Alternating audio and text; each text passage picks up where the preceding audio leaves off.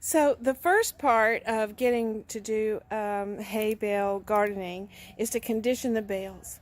So now that I've gotten my bales and I chose a place for them to be in my garden, I'm getting ready to start conditioning them.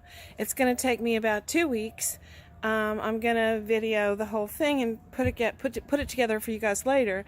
But I thought you might like to see how we arranged the hay bales, and Charles helped me. Okay, so the next step in this gardening process is going to be putting the nitrogen on top of these hay bales and wetting them down.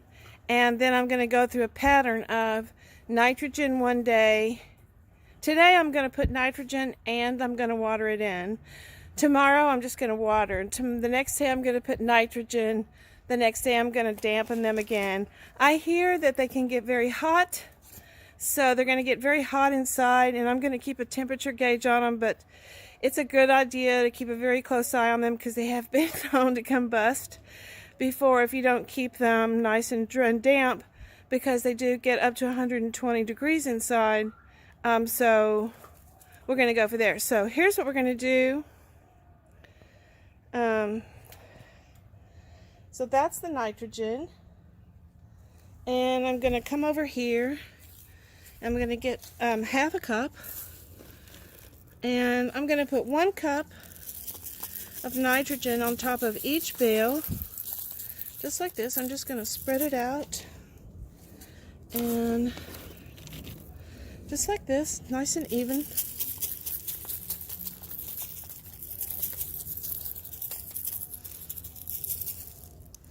And I made sure I want to get the ends because my plan is to put some flowers down here on the ends.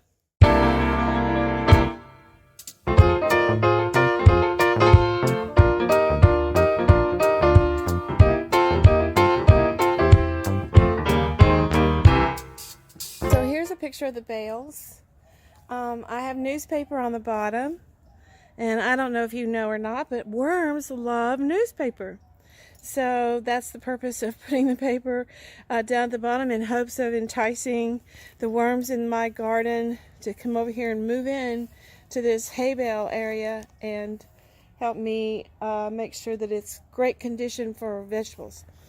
This pot right here is full of worms, so maybe they'll just scoot right over.